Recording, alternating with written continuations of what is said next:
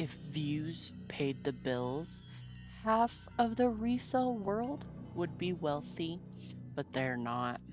And that's not an algorithm problem, it's a math problem. Welcome to Reseller BS. This podcast is about the conversations resellers have in private, but rarely say out loud. No hype, no guru fantasy, just margins, behavior, and reality. Today, we are talking about something that's quietly sabotaging people: views. Let's be honest, you've checked your view count way more than you've checked your profit report. We all have. Views feel like momentum. They look like growth. They create social proof.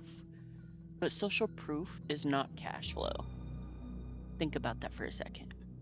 You can have 12,000 views and maybe make $300. You can have 27 views and maybe make $2,000. The difference is not attention, it's buyer intent.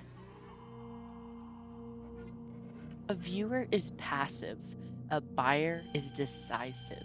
Those two are completely different behaviors. Big numbers trigger dopamine. Dopamine is the brain chemical tied to reward and anticipation. It's the same mechanism that makes social media addictive. So when your views spike, your brain says, "Girl, you're winning." But resale isn't measured in applause, it's measured in margin. You don't need to be known, you need to be profitable. This is where it's going to get dangerous. When views become the goal, behavior changes.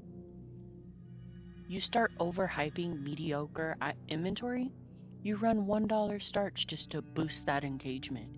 You stretch lives longer than they should be, and then you give away product just to keep the numbers high. That's not strategy. That's chasing validation. And validation, sorry to tell you, does not pay the shipping. If you want a sustainable resale business, how about we track these instead? How many people checked out? What was your total revenue? What was your average order value? How many repeat buyers did you have? These numbers might be a little bit boring, but they're also very powerful numbers. A repeat buyer means trust. A higher average order means perceived value. Conversion rate tells you whether your audience is qualified. None of that shows up in your view account. Now, don't get me wrong, there are sellers out there with small audience making a steady income. They're not viral, they're not dramatic, they're consistent. They understand something simple. Attention is rented, trust is owned. And owned assets build businesses. How about for your next live, you ignore the view count completely? Track revenue, track conversation, track those repeat customers. If your views drop but your profit rises, you're not really losing anything. You're refining.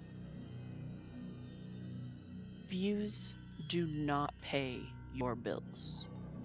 Unless you're monetized, of course, which that can happen on certain platforms. But other than that, buyers are who is paying your bills. And if we keep confusing the two, we will stay busy, but we might be broke. This is Reseller BS, and we're just getting started.